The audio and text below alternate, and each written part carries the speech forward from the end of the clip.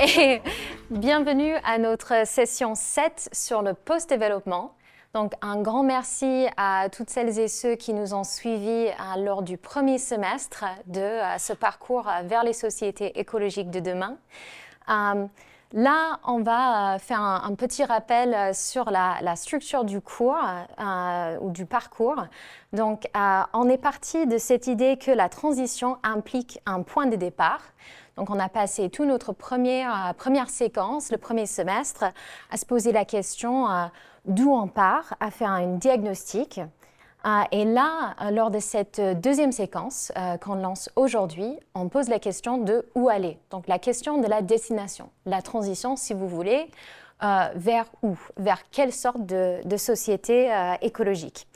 Donc, on bascule d'une sorte d'état des lieux vers une partie plus dans la prospective.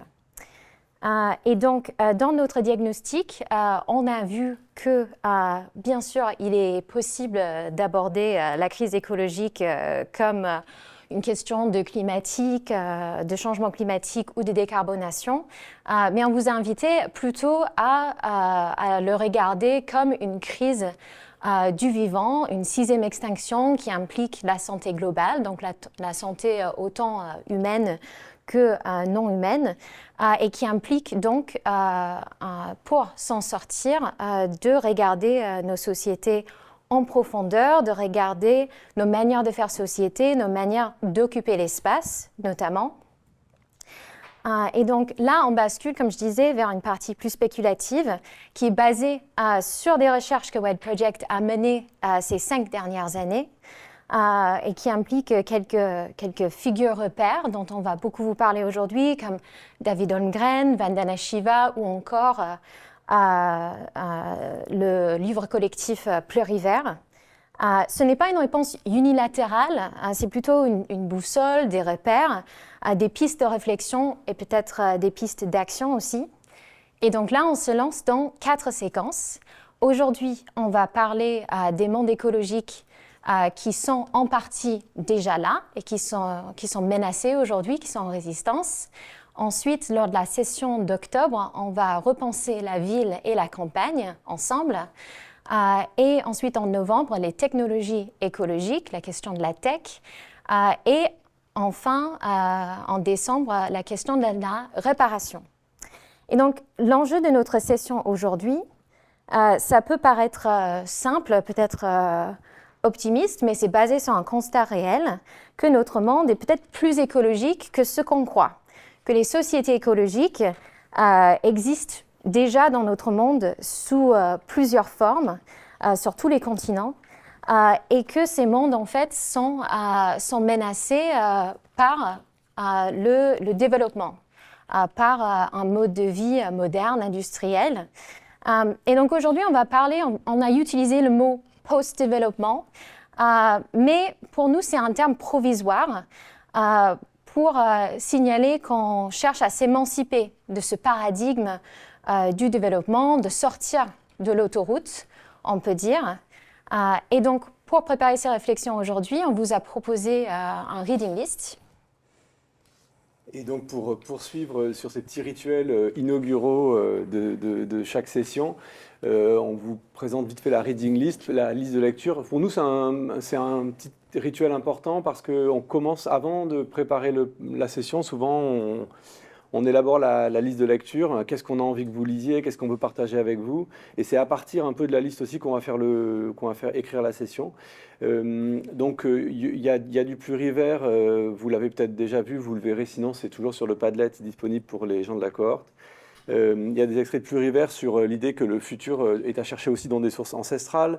Il y a des choses sur la constitution de la terre-mère. Il y a des choses sur des pratiques agricoles prémodernes qui subsistent encore aujourd'hui chez Antonio Bispo dos Santos, d'Inego Bispo. Il y a des choses de Vandana Shiva, comme quasiment à chaque session, vous l'avez bien vu, Vandana Shiva, c'est le centre de notre boussole, sur comment ce qui se présente comme la science, et qui, selon Vandana, ne l'est pas forcément toujours, détruit régulièrement des savoirs ancestraux, donc d'autres types de sciences. Et enfin, un extrait de David Holmgren sur des scénarios futurs de descente énergétique. Donc voilà, c'est des pickles importants pour nous. On le fait toujours avec soin, cette reading list. Donc si vous l'avez loupé avant la session, n'hésitez pas à jeter un petit coup d'œil après, parce que c'est quand même un peu des extraits, un condensé à chaque fois de la session. Et il se trouve que cette fois-ci, ouais, ça je voulais ne pas le cacher mais le montrer, il se trouve qu'une grande partie des extraits, ce n'est pas du tout le cas à chaque fois, sont issus non seulement de la maison d'édition, mais en plus d'une seule et même collection, Le Monde qui vient. Mais ce n'est pas tout à fait un hasard, c'est parce qu'effectivement, Georgia l'a dit, tout ce deuxième semestre et cette session aujourd'hui en particulier est vraiment le fruit de la recherche qu'on mène en tant que maison d'édition depuis 5 ans, et particulièrement dans la collection Le Monde qui vient, qui est notre laboratoire de réflexion où on se met à notre propre école pour essayer de voir qu'est-ce que c'est que ces sociétés écologiques, comment est-ce qu'on y va. Alors c'est le premier point de cette session. Alors il fallait qu'on passe un peu par un moment où on essaie un petit peu de définir. D'ailleurs, ce n'est pas vraiment une définition scolaire, c'est une définition en mouvement, dynamique. Mais on voulait commencer évidemment par un petit moment de définition de ces fameuses sociétés écologiques, parce que c'est quelque part une séquence, ce point 1, c'est l'introduction de tout le semestre. Maintenant, jusqu'à décembre, on va être dans l'espèce de figuration de ce que c'est. C'est important, cette histoire de société écologique, je reste sur cette slide. C'est important parce que pour nous, c'est devenu la notion clé de notre travail en tant que maison d'édition. Donc c'est la notion clé, la clé de voûte à partir de laquelle on aborde le corpus de l'écologie politique, à partir duquel on développe la maison d'édition pour la décennie qui vient, à partir de laquelle on a organisé tout ce parcours de formation avec vous qui s'appelle donc vers les sociétés écologiques de demain.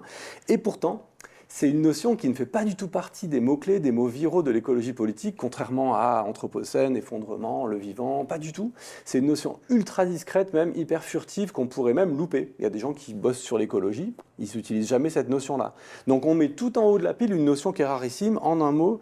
C'est une notion, sans vouloir savoir quelle est la première personne au monde qui a prononcé ce mot, mais une des premières qui a conceptualisé ce terme, c'est Murray Bookchin, dans un livre paru en 1980 qui s'appelle Towards an Ecological Society, donc c'est vraiment ça, vers une société écologique. Et donc ça a un petit peu infusé au Québec à l'époque, dans les années 80. On parlait même d'éco-société, pour faire un néologisme qui résumait ça. Et ça a donné naissance, c'est une petite anecdote, mais intéressante pour voir que ce mot a infusé quand même en dessous. Ça a donné naissance à une maison d'édition formidable qui s'appelle Éco-Société, qui est née en 92 au Québec, et qui est donc un noble confrère antérieur à nous sur les questions d'écologie, et qui d'ailleurs a démarré avec un livre de Bookchin qui s'appelait Une société à refaire. Ces mots sont importants, une société à refaire, éco-société, société écologique. En un mot, qu'est-ce que ça veut dire? Ça veut dire qu'une réponse sérieuse à la crise écologique, selon Bookchin, selon Éco-Société, passe par un changement social profond, et que c'est uniquement si on le prend à cet endroit-là qu'on peut répondre correctement à la crise écologique. Cette intuition-là, que là je formule de façon hyper simple, on pourra la développer, est clairement l'épine dorsale de tout ce semestre. C'est vraiment ça, et même, je dirais peut-être de l'ensemble du parcours de formation. Donc on ne va pas repartir sur une définition savante, bibliographique ex nihilo, on va repartir de tout ce qu'on se raconte depuis le début de cet échange avec vous.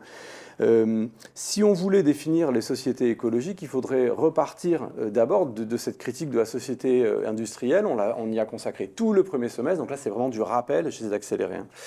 On avait vu avec Ivan Illich un peu le moment culminant de cette critique de la société industrielle qui s'était élaborée sur plusieurs décennies, et on trouvait qu'Illich était un petit peu le moment d'apogée de cette critique dans une formulation un peu totale. Donc pour mémoire, la société industrielle, elle était conçue par Ivan Illich comme un changement anthropologique dans le rapport humain-outil, donc c'est vraiment quelque chose d'important qui change ce que veut dire d'être humain, pour le dire de façon non technique. Deuxièmement, il y a ça se caractérise par une vraie destruction de l'autonomie et de la créativité de la personne humaine. La notion de personne est centrale chez Illich comme élément fondateur d'une société, d'un tissu social. Évidemment, la personne, ce n'est pas l'individu, mais ce n'est pas non plus le tout collectiviste. C'est le personnalisme d'Illich. Ensuite, c'est la destruction des savoirs et des techniques vernaculaires, c'est un point très important. Et ensuite, ça se caractérise, selon Illich, par un moment où ça devient inefficace. Et là, il prend la société industrielle à son propre jeu, à ses propres valeurs, en disant, toi qui recherches l'efficacité maximale, le rendement maximal, à un moment, cette recherche du rendement se retourne contre elle-même, les objectifs déclarés ne sont pas atteints. Donc c'est important de repartir de là, parce que par provision, on peut définir notre société écologique comme l'opposé quelque part de tout ça, ou pour le dire autrement, si on reprend même tout le premier semestre que Georgia évoquait tout à l'heure, on avait vu que en fait, on dispose déjà d'une définition de la société écologique à partir du premier semestre. Vous pourriez même, si vous étiez en face de nous, on vous demanderait d'essayer de le faire. C'est une société qui est en quête d'équilibre technique, c'est l'expression d'Illich, contrairement à la notion de développement et de croissance, équilibre. Et un équilibre, c'est un travail, faut tenir en équilibre, c'est un boulot. Une société qui se pense au sein d'une nature vivante, ça c'est un enjeu cosmologique, métaphysique, culturel, on ne se pense pas dans un monde de matière morte qui n'a pas de sens. Une société qui favorise l'épanouissement de la vie sur Terre, là où elle est, là où il y aurait des humains, il y aurait plus de vie. Ce n'est pas du tout ce qui se passe aujourd'hui, on a vu, c'est l'extinction, session 3. Et c'est une société qui vraiment se met en œuvre vraiment la descente énergétique activement, et non pas une société de la transition écologique qui en fait fait une surenchère industrielle. Donc quelque part, on a déjà, tout le premier semestre, on a déjà une définition de la société écologique, et on n'est pas les seuls à dire ça. Voilà. Donc c'était important pour nous avec le début de cette première session de la deuxième séquence, du deuxième semestre, de vraiment reprendre le temps à la fois de se répéter un petit peu tout ce qu'on avait dit avant l'été, parce que quand même une bonne période de pause est passée, et en même temps on remet aussi en avant des soubassements, on peut dire profonds, un peu historiques. Donc vous voyez qu'on est quand même pas mal revenu au moment des années 70-80. Et un autre exemple qui nous paraissait vraiment parlant, vraiment intéressant, c'est celui qui est donné par Kirkpatrick Sale, donc qui a écrit ce livre L'art d'habiter la Terre en 1985. Donc pareil, ça commence pas mal à remonter. Et lui, il s'appuie sur la notion de biorégion, sur laquelle on reviendra tout à l'heure, mais pour le dire très rapidement, la notion de biorégion, elle cherche justement à construire une société écologique depuis les frontières des mondes naturels, c'est-à-dire depuis les fleuves et les rivières, depuis les forêts, depuis les montagnes. Et donc c'est un autre mode d'organisation, et il y a ce tableau qui nous paraissait certes un peu binaire, mais quand même très parlant si on prend le temps de bien rentrer dedans. C'est que ce que vous pouvez voir, pour le résumer un petit peu, il y a cette expression qui dit comme on fait son lit, on se couche, et bien comme on conçoit le monde, on s'organise. Et en fait, la manière de concevoir le monde industrialo-scientifique, tant en termes d'échelle que d'économie, que de régime politique ou que de société, elle met en avant certaines valeurs. Par exemple, l'État et la nation, l'exploitation, le progrès, la compétition. Je ne vous lis pas tout le tableau, hein, vous le voyez. Et on pourrait dire qu'à l'inverse, le paradigme biorégional, mais qui en fait est un peu le paradigme d'une potentielle société écologique, lui s'intéressera plus à des questions de communauté, de stabilité, de coopération, de complémentarité, de symbiose et de diversité. Et donc, juste, on voulait quand même mettre un peu cette espèce de petite boussole en préambule, parce qu'on a l'impression que ce qu'elle a d'intéressant, c'est qu'elle ne s'intéresse pas que à des questions économiques ou que à des questions politiques. Elle montre qu'en fait, il y a un enchevêtrement, il y a un emboîtement de nos rapports au monde. En fait, c'est ça une cosmologie, quoi. C'est une vision du monde particulière qui nous conduit à nous organiser comme on s'organise. Et donc, probablement qu'une des premières pistes pour aller vers ces sociétés écologiques, c'est de revenir à ces questions fondamentales de comment on s'organise, quelles sont les valeurs éthiques en fait qui sous-tendent nos manières de faire société. Et un autre schéma, un autre portrait qu'on peut dire de notre mode de vie actuel et qui vient de la penseuse écoféministe Mariam Nis. Je pense qu'on vous l'a déjà montré dans une session antérieure, mais c'est la pyramide. En fait, on peut dire que c'est une sorte d'iceberg. Et ce qui est intéressant là, c'est que il y a toute une partie qui est visible. Donc là, on a le travail rémunéré, salarié, le capital. Donc en haut de la pyramide. En haut de la pyramide, qui fait partie du PIB et qui fait partie de l'économie de marché, du système capitaliste qu'on connaît. Mais ce qui est fascinant là, c'est que si on regarde la partie inférieure de cette pyramide, on voit que ce monde capitalisé, industriel, en fait, repose sur ce qu'on peut voir comme des socio-économies écologiques. Écologiques dans le sens où il y a toutes ces sociétés toutes ces socio-économies qui s'occupent des interconnexions entre les humains et entre les humains et leur environnement. Donc, on peut voir, par exemple, le travail ménager, le travail domestique, mais aussi le travail de subsistance des paysans et aussi le travail qui est extrait des colonies. Et enfin, tout en bas de la pyramide, la nature elle-même. Tout ça est traité en quelque sorte comme des ressources naturelles, c'est-à-dire qu'il y a cette nature bon marché dont fait partie dans ce système les femmes et les périphéries, notamment les colonies ou les néocolonies, d'où on va extraire en fait la richesse qui devient visible dans la partie supérieure de la pyramide. Et donc c'est un des arguments fondamentaux de l'écoféminisme, c'est de dire qu'il y a ces socio-économies écologiques qui sont invisibilisées, malmenées par le capital, mais pour nous, c'est intéressant de voir qu'elles sont là et que notre mode de vie industriel ne tient que parce qu'il y a cette nature bon marché qui est exploitée. Donc c'est intéressant, juste pour abonder, l'idée c'est pas qu'il y a une société industrielle qui serait très forte et une société écologique qui serait toute petite, David contre Goliath en train d'essayer de gagner la partie. C'est plutôt l'idée que la société industrielle est une petite chose, on le voit en termes de superficie dans la pyramide ici, est une petite chose adossée à une énorme infrastructure qui est en fait tout ce qui reste quand même d'écologique, même si c'est détruit, repris, extractivisé par la société industrielle. Et auquel on ne donne aucune valeur. On n'y donne pas de valeur éthique, politique et encore moins de valeur marchande. Sinon, si on voulait payer le vrai prix de la nature ou du travail invisible des femmes, en fait, le capitalisme probablement ne tiendrait pas. Enfin, c'est une vraie question. Quoi. Ouais. Oui. Alors, à partir de là, Marin proposait qu'on aborde la société écologique sous l'angle un peu d'un nouveau système de règles éthiques. Alors, on débattait un peu entre nous de cette histoire-là, et on se disait effectivement dans le monde de la société industrielle que les promoteurs vont plutôt appeler libéral ou que les contempteurs vont plutôt appeler capitaliste en le dénonçant, quel que soit le point de vue qu'on a sur elle, c'est un monde qui est loin d'être sans éthique. Il y a une éthique du capitalisme, l'enrichissement, l'argent est option centrale dans l'éthique capitaliste. L'individu, c'est important, la science, vous vous rappelez, Saint-Simon, la religion de la science. Donc le monde capitaliste ou libéral est un monde saturé d'éthique, une éthique qui est escalée, la conquête illimitée, l'illimitation dans l'accumulation des ressources, l'illimitation dans le développement de l'humain, qu'est-ce qu'il y a, la virilité, la puissance, le pouvoir, la séparation entre faits et valeurs. L'idée que le monde n'est pas éthique est une éthique du capitalisme, du libéralisme, c'est très important. Donc on voit bien qu'on est dans un système éthique, il ne faudrait surtout pas dire qu'on est dans un système pas éthique, on est dans un système éthique, mais on voit que cette éthique, elle repose entièrement, quasiment sur les épaules, ou presque, sur les épaules de l'humanité, l'espèce humaine. Elle est tournée, centrée autour de ça. Et donc, si on va essayer de caractériser, puisque c'est le petit exercice qu'on fait là dans ce point 1, caractériser les sociétés écologiques existantes, subsistantes et à venir sous l'angle éthique, quels mots on pourrait mettre là-dessus? Alors, on pourrait prendre un peu tous ces mots et les renverser. Là, on voulait procéder un peu autrement.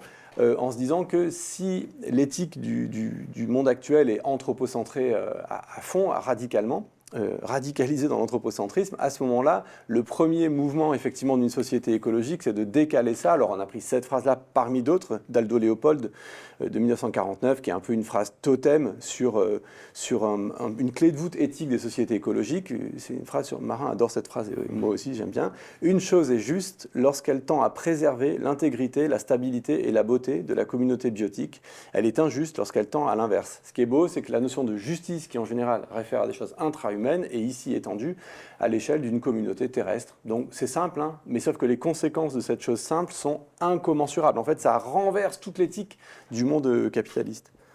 Et donc, ouais, en tout cas, moi, la raison pour laquelle cette phrase, je sais pas, je la trouve très, très évocatrice, c'est que j'ai l'impression qu'elle remet le soin au cœur de ce qu'on cherche à construire en tant que société, alors que toutes les valeurs que Baptiste évoquait avant, qui sont les valeurs du monde dans lequel on vit actuellement, sont plutôt des valeurs d'exploitation. C'est ce qu'on montrait avec la pyramide tout à l'heure, on cherche à utiliser les ressources du monde, je emploie ces mots à dessein, alors qu'on pourrait imaginer des formes, des normes éthiques inverses, notamment celle du soin, et aussi donc la volonté peut-être de tenter d'augmenter la diversité biologique, ce qu'on appelle la biodiversité, et la diversité culturelle. Parce qu'on sait très bien que ce qui se passe actuellement sur la planète, on en a déjà parlé, hein, c'est que l'extinction de la biodiversité va de pair avec une extinction de la diversité culturelle, de la diversité des manières de s'organiser dans le monde, de la diversité, du coup, de prendre soin des milieux dans lesquels on vit. Et ce qu'il y a d'intéressant avec la phrase que Baptiste montrait juste précédemment, c'est qu'elle est reprise dans l'introduction de Plurivers. Donc Plurivers, ce dictionnaire du post-développement sur lequel on s'est déjà pas mal appuyé au premier semestre.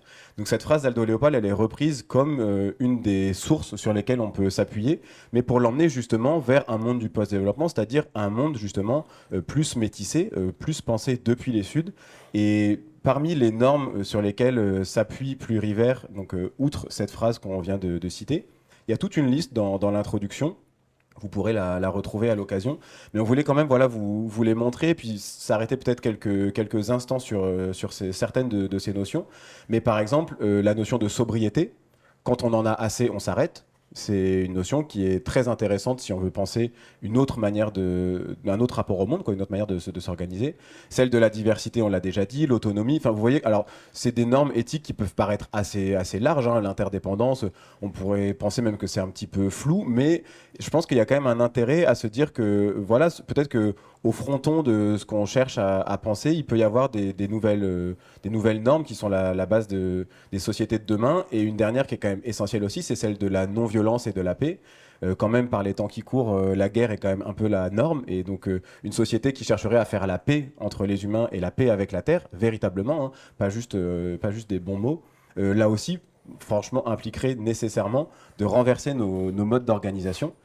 Et donc, de fil en aiguille, en fait, on voit que ces normes éthiques, qui peuvent paraître un peu dans les nuages, dans les nuées, elles ont des incarnations concrètes en termes d'organisation politique. C'est à partir du moment... Ouais, je t'en prie, juste avant, je voulais glisser une note de bas de page pour dire que cette liste-là de mots un petit peu vagues, un petit peu flous, qui pourraient paraître la bonne intention d'un militant tout seul dans sa chambre, en fait, on l'a mise aussi parce que en fait, ça vient d'un congrès de 2011 qui préparait une conférence des Nations Unies sur le développement durable. Donc, c'était au Brésil et il y avait beaucoup de nations autour de la table qui ont élaboré ces valeurs ou ces normes de ce qu'ils avaient appelé la biocivilisation. Alors, on ne reprend pas forcément en notre compte la notion de biocivilisation, mais c'est intéressant parce que c'est un document transnational qui a déjà 15 ans et qui donc a une certaine, voilà, par rapport au monde du développement, qui a une certaine officialité institutionnelle.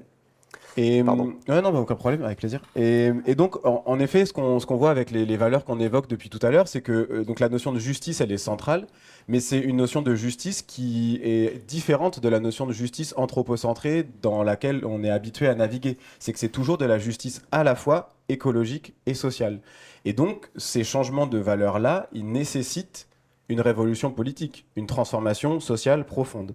Et à ce moment-là, on convoque à nouveau notre chère Vandana Shiva, parce qu'en 2009, Vandana Shiva a écrit un livre qui s'appelle Démocratie terrestre, où elle cherche à repenser cette notion de démocratie à nouveau frais. Alors la notion de démocratie, elle est en partie problématique, parce qu'elle est forgée par le monde occidental moderne qu'on cherche à déconstruire quand on dit qu'on veut faire des sociétés écologiques. Mais il y a un vrai enjeu dans les sociétés écologiques qui est quand même celle de la préservation des droits fondamentaux. Si on va vers une société écologique du soin de la terre, il ne faut pas pour autant que tout parte avec cette société. Et notamment, il y a certains droits qui sont centraux.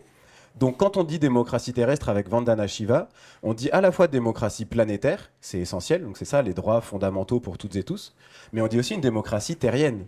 On dit une démocratie qui remet les pieds sur terre.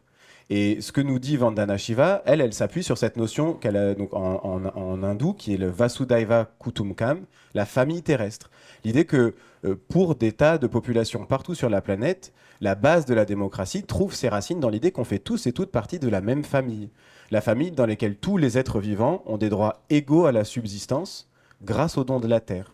Et donc, l'économie, l'environnement, les personnes, c'est-à-dire les droits humains, tout ça, à nouveau, on retrouve ce mot d'équilibre et de durabilité ou de soutenabilité, et qui nous amène ensuite vers des questions de droit de la nature, c'est-à-dire de repenser en profondeur la place qu'on fait aux écosystèmes, et ça, on y reviendra dans une partie ultérieure. Donc, Vandana Shiva donne un exemple vraiment intéressant pour ça. Et on voulait aussi revenir à Murray Bookchin qu'on évoquait en ouverture de cette séance, qui est un des premiers à avoir forgé cette idée de société écologique et qui lui disait pour sa part, toujours dans les années 80, aucun des problèmes écologiques que nous affrontons aujourd'hui ne pourra être résolu sans un profond changement social. Donc il descend en 1980, donc le aujourd'hui est quand même un hier déjà un peu lointain, donc aujourd'hui plus que jamais, c'était même déjà hier qu'il fallait s'y mettre.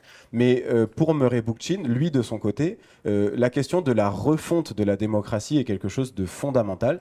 Et donc lui, ce qu'il propose, c'est même d'aller un cran encore plus loin par rapport à tout ce qu'on a dit, et c'est des horizons qui sont quand même intéressants à évoquer.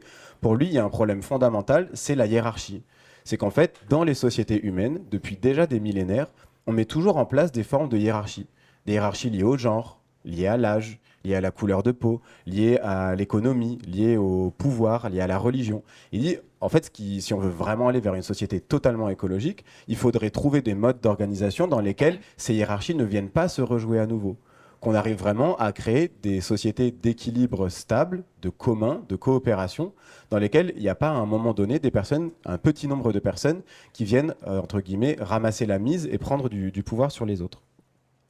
Et Murray Bookchin, pour faire la transition avec la partie d'après, pour construire ces sociétés de demain, il s'est aussi appuyé sur des expériences historiques, et notamment une chose qui l'a énormément inspiré et intéressé, c'était la Commune de Paris. Donc la Commune de Paris, dans les années 1870, à la fin du 19e siècle, où la ville de Paris, le peuple de Paris s'est soulevé, s'est réorganisé en démocratie directe, en assemblée populaire, avec 16 sections, à essayer en fait de récupérer la ville, d'abolir l'argent, de créer des autonomies alimentaires locales. Bien sûr, ça a été maté dans le sang, mais pour Bookchin, il y avait là vraiment les prémices de ce sur quoi il faudrait s'appuyer pour construire des sociétés écologiques. Donc, les sociétés écologiques qui ont déjà existé.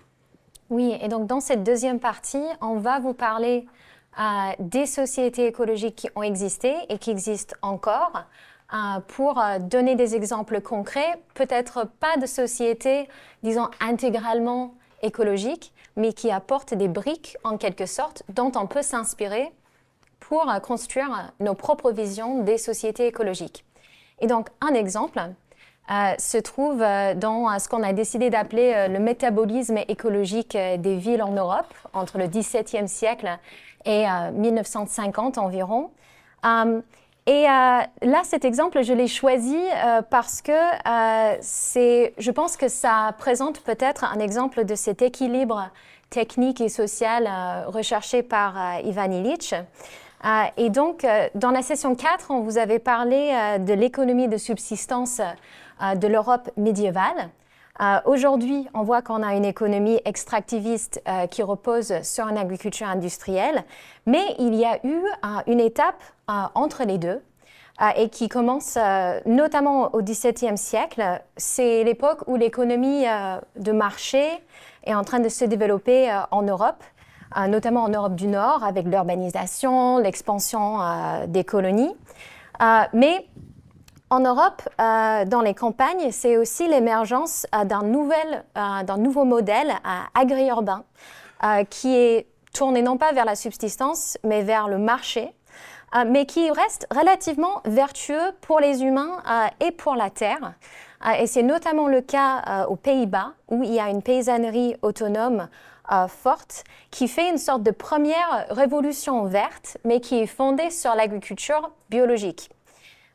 Donc, il y a une spécialisation et une augmentation des rendements agricoles.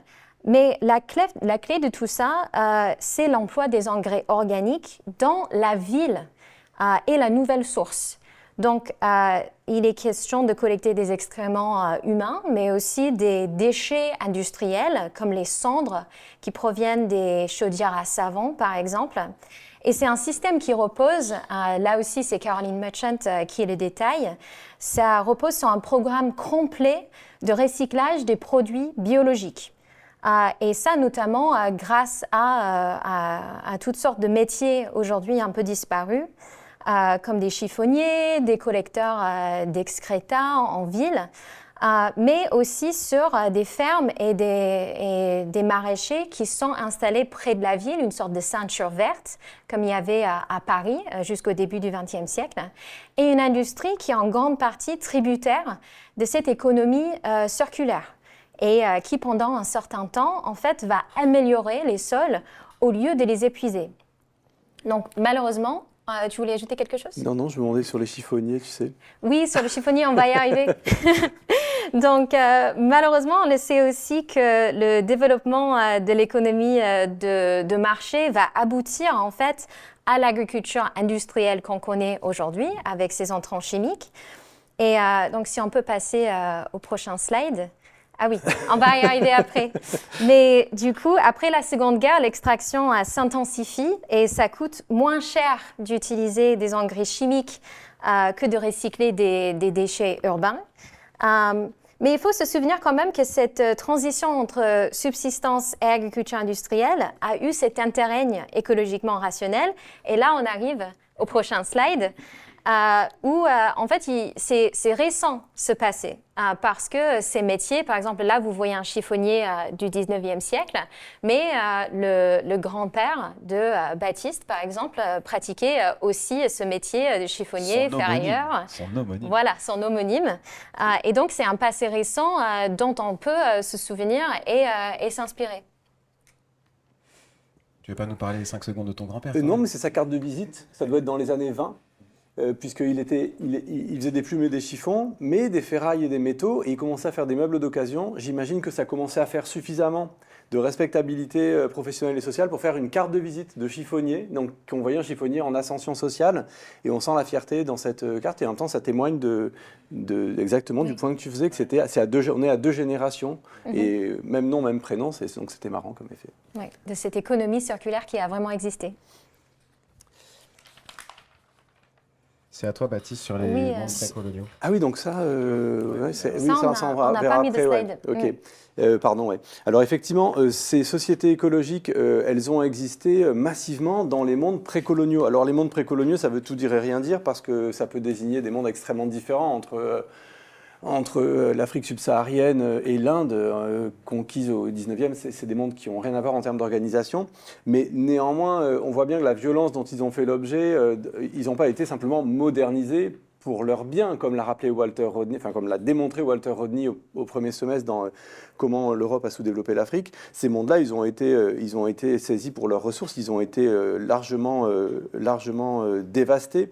Et donc, on n'a pas cherché à voir dans ces mondes qu'est-ce qu'il y avait de vertueux dans l'organisation entre société et milieu. Ces mondes, on ne s'est jamais dit, tiens, voilà des modèles d'organisation intéressants. C'était des mondes perçus comme arriérés, exploitables, où il y avait des ressources à prendre.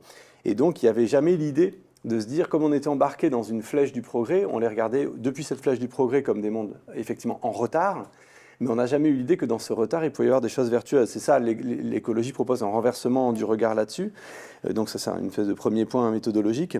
Les gens qui étaient dans ces mondes-là et qui ont vu faire irruption ce progrès technique dans ces sociétés très hiérarchisées de la méga-machine, comme dit Mumford, ils ont vu débarquer tout ça, ils ont certainement été saisis par la force technique, mais ils voyaient bien aussi les implications sociales de tout ça. Et donc, dès la fin du 19e siècle, il y a des critiques écologiques de la civilisation occidentale qui sont extrêmement abouties et systémiques. Par exemple, Rabindranath Tagore, donc l'un des grands intellectuels, écrivains, artistes indiens du Bengale, fin 19e, début 20e, je crois un des premiers qui a reçu d'ailleurs le prix Nobel, si je ne me trompe pas. Il y a une excellente biographie de lui en langue française, au Passager clandestin, par Mohamed Taleb.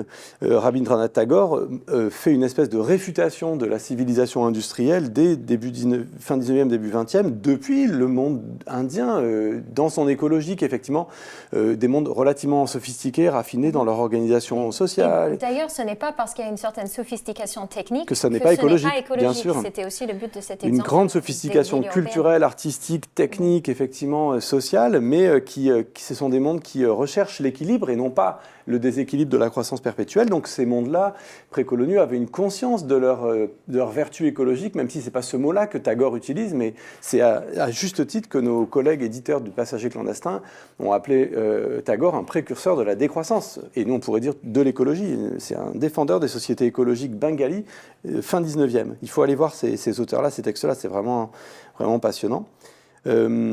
Et ce qui vaut là pour l'Inde vaut aussi de la même façon pour l'intérieur de l'Europe. L'Europe a été autocolonisée, les campagnes ont été colonisées, d'abord dans une sorte de sidération face à l'irruption du progrès, mais elle s'est défendue. Toute la tradition occitaniste, par exemple, est une immense défense des mondes traditionnels, pas figés, mais des mondes vivants, mais en tout cas des mondes qui se rechignent à l'industrialisation. Toute l'œuvre de Giono peut être lue comme une critique de la société industrielle et une apologie des mondes écologiques des Alpes de Haute-Provence. Ouais, des mondes paysans, absolument, ouais. Alors, on n'est pas en train de faire de l'idéalisation en disant que ces mondes-là étaient parfaitement écologiques, ni même qu'ils étaient identiques en quoi que ce soit. C'était des mondes très différents. C'est des mondes qui avaient leurs problèmes de déséquilibre. Par exemple, au XVIIe siècle, il y a d'énormes tensions sur la ressource bois. À cause du bois de chauffage et de ces grandes déperditions, c'est pas du tout efficace le bois de chauffage, on consomme beaucoup d'arbres, on se chauffe mal, on en perd. Sans parler des inégalités sociales. Sans parler des inégalités sociales. La grande époque de la des problèmes de santé, tout ça, ouais, il y a des soucis, mais néanmoins, il y a une vertu de stabilité et d'équilibre. Et même dans des mondes qu'on pourrait dire... Il y a des mondes prémodernes qui étaient impériaux dans la structure sociale, on l'a bien vu. Lewis Mumford pointe l'Égypte ancienne, on pourrait parler des Incas aussi, et même ces mondes impériaux, dont on pourrait, d'un point de vue bookchinien, dire que ce sont des mondes qui sont pas écologiques, effectivement, qui sont hyper hiérarchisés, avec des esclaves, etc. Malgré tout, ce sont des mondes qui ont duré parfois 1000 ans, 2000 ans pour l'Égypte ancienne. Et donc, nous qui avons une société qui est en crise massive après 150 ans, je pense qu'on peut aussi faire acte d'humilité devant des mondes qui ont tenu 2000 ans. Ces mondes impériaux devaient quand même être suffisamment peu inégaux pour durer 2000 ans. Ou en tout cas avoir des rapports avec la Terre suffisamment équilibrés pour durer 2000 ans. Et c'est aussi la raison pour laquelle on a insisté que là, on ne présente pas des sociétés écologiques complètes, comme on pourrait imaginer des utopies, mais plutôt des briques, des idées pour construire. Et alors, dans cet affrontement entre le front de colonisation dans les 2-3 derniers siècles et la résistance des sociétés colonisées, il y a parfois, on peut, depuis 2025, depuis aujourd'hui, depuis l'écologie politique, on peut regarder tout ça avec nos lunettes à nous et voir dans certains objets des espèces d'emblèmes de cette lutte. Alors notamment, il y a aujourd'hui, vous allez voir où je veux en venir, il y a aujourd'hui sur le drapeau de l'Inde un petit symbole, une roue, qui est donc un rouet, donc c'est un petit outil pour tisser la laine, et ce rouet est dû au fait qu'à partir de 1921, Gandhi, qui était donc l'un des leaders du front de lutte anticoloniale, décoloniale indienne, avait fait de cet objet le symbole et l'outil matériel, mais le symbole aussi d'une immense démarche de boycott du textile anglais. Vous voyez bien ce qui se joue avec le textile anglais, c'est le cœur de la société industrielle anglaise, que Gandhi refuse en sortant le rouet, qui est donc un instrument, je crois, qui a été inventé par les Chinois en l'an 1000, un truc comme ça. Et donc ce rouet est un symbole low-tech de lutte décoloniale qui passe par le boycott, qui peut nous dire des choses sur nos marges de résistance aujourd'hui aussi, et faire valoir l'intelligence des mondes précoloniaux. Et cette fierté du pagne qui portait et du rouet face aux usines et aux industries anglaises vaut pour moi comme un symbole vivant de ces rémanences-là, de ces subsistances, et du sens symbolique, politique qu'elles sont. Et donc là, du passé, on va passer au présent avec des modes de vie paysans non fossiles. Et donc là, si on regarde le slide, on va parler d'un exemple particulier qui vient de Vandana Shiva, qui a étudié un cas particulier dans le district de Kolar, dans le centre-sud de l'Inde. Et donc là, ce que vous voyez devant vous, c'est un système agroforestier qui est pratiqué dans cette région, qui est basé sur des méthodes traditionnelles de plantation et d'entretien d'arbres forestiers, enfin des forêts et des arbres de ferme, qui permettent de maintenir la fertilité du sol dans cette région qui est semi-aride, mais qui aussi fournit tout plein d'autres choses qui sont nécessaires à la vie. Donc il y a du fourrage pour des animaux, il y a des fruits, de la médecine, et donc avec des espèces autochtones comme le tamarin, le noix de coco, le nîmes, et qui permettent de maintenir la fertilité des sols et grâce au savoir notamment des femmes dans ces communautés qui permettent de fournir tout plein d'autres choses, le logement, des choses qui vont circuler sur le marché rural.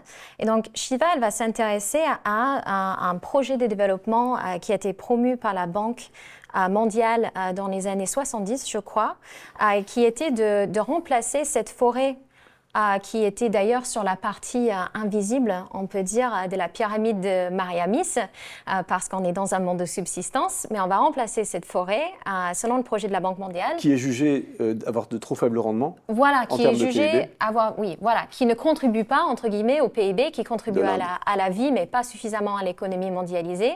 Et donc, si on passe au prochain slide, donc le projet de la Banque mondiale, c'est de remplacer cette forêt paysanne par une monoculture d'eucalyptus qui a l'avantage de pousser très vite et d'avoir des très bons rendements. Bien que Vandana Shiva, elle pointe aussi que finalement l'eucalyptus, ses rendements sont peut-être pas aussi bien qu'auraient été même des arbres autochtones, même en monoculture. Donc c'est une sorte de fiction développementaliste aussi. Mais on voit que l'eucalyptus, bien que ça produit du PIB, en fait, il y a plein de cases vides sur ce schéma parce que ça fournit du bois pour une usine qui est à quelques centaines de kilomètres, mais tout le reste n'est pas fourni. Il n'y a pas les fruits, il n'y a pas le fourrage, il n'y a pas les engrais verts pour les champs, il n'y a rien. Ouais, le bois de construction non plus. Le bois de construction non plus. Et puis surtout, les eucalyptus, on est obligé de les couper pour en profiter, alors que les arbres dans les forêts paysans en profitent surtout des branches, de la couronne de l'arbre. Donc on n'est pas obligé de les couper, ce qui permet de retenir les racines dans le sol, qui contribuent à sa stabilité, à sa fertilité. Donc voilà, donc le point c'est de dire que des sociétés écologiques existantes sont parfois, enfin en tout cas ça c'est un système socio-agroforestier vertueux existant qui n'est pas perçu comme tel, qui est perçu comme du PIB manquant et qui va donc être détruit au nom de ce qui se passe dans le sommet de la pyramide. Donc il y a une destruction et ce qui se passe là, on le voit comme un peu, on le lit comme l'emblème d'une certaine approche du développement qui vient en fait activement détruire des mondes dont on n'a pas perçu qu'ils étaient écologiques. Et à partir de là, on va décarboner ensuite pour créer des mondes écologiques, mais qui étaient déjà présents avant, qu'on décarbone. Donc ce paradoxe-là, on veut le pointer avec énergie. C'est sûr. Et surtout, il faut dire que ce monde-là, c'est pas laissé faire. Il y a eu le mouvement Chipko, les femmes qui enlacent les arbres. On vous en a déjà parlé dans la partie sur l'écoféminisme, où les paysannes ont cherché à défendre les forêts dont elles dépendent. Là, c'était dans différentes régions de l'Inde, mais aussi il y a des mouvements de résistance paysannes partout dans le monde, avec la Via Campesina, par exemple, qui fédère plein de mouvements différents. Ou le mouvement des sans-terres aussi. Voilà, au Brésil. Alors, on voulait partager 2 ou 3 exemples avec vous de ce type. Dans Pluriver, il y en a quelques-uns aussi. Il y en a un que j'aime bien, il est tout simple, mais il parle encore une fois d'une pratique existante aujourd'hui qui pourrait disparaître, qui est vertueuse, qui n'est pas forcément perçue comme étant le socle d'une société écologique, et qui est ce qu'on appelle dans l'Atlas marocain ou au Maghreb les Agdal. Alors les Agdal, en fait, ça renvoie à un type de ce qu'on appelait autrefois en Europe, avant le droit moderne, les propriétés simultanées de la terre, c'est-à-dire que sur un même lieu physique, différents usages vont cohabiter à différentes saisons. On va avoir le droit de planter à telle saison, le droit de récolter à une autre saison, le droit de faire paître à une autre saison, le droit de passer en permanence. De ramasser le bois. Le droit de ramasser le bois, merci. Ouais. Et donc, Agdal renvoie, c'est une notion donc, d'usage juridico-social, d'organisation sociale qui se déploie dans le temps. Donc ça dépend des moments de l'année, ça joue avec les saisons, ça joue avec la terre dans son côté dynamique, dans ses cycles aussi vitaux. Et donc, c'est un mot qui vient du berbère. Et ça renvoie, donc ça peut désigner des pâturages, ça peut désigner aussi des forêts. Des fois, on croit que Agdal veut dire pâturage, mais non, c'est juste le système de gestion du pâturage. Donc là, c'est un exemple d'un Agdal à Azilal, au Maroc, ouais, où on voit au premier plan le berger derrière. Voilà, donc l'Agdal, encore une fois, n'est pas le lieu physique, c'est le système d'organisation. Ça, c'est des choses qui sont profondément écologiques, précieuses, qu'on a perdues en Europe largement. Qui existaient aussi, et qui sont des piliers sur lesquels on peut s'adosser pour faire des sociétés écologiques qui existent déjà. On est vraiment dans cette idée que ce n'est pas un truc à inventer avec des panneaux solaires, la société écologique, c'est déjà largement non. Donc voilà, on a choisi quelques exemples et en fait il y en a beaucoup d'autres. Un autre qu'on voulait évoquer vient du travail d'une chercheuse de Harvard qui s'appelle Julia Watson, qui a écrit un livre qui s'appelle Low Tech, qui est un livre magnifique, donc, où elle montre comment est-ce que les savoirs écologiques autochtones partout sur la planète mettent déjà en œuvre des tas de formes de low tech qui sont tout à fait écologiques et qu'on ne regarde pas comme telles, ce qu'on essaye de vous dire depuis tout à l'heure. Et donc là, l'exemple qu'on prend, c'est celui des Tofinous au Bénin. Il y a une ville qui s'appelle la ville de Ganvier, qui est une ville flottante sur le lac Nokoué au Bénin depuis le XVIIIe siècle, donc ça fait plus de 2 siècles qu'elle existe.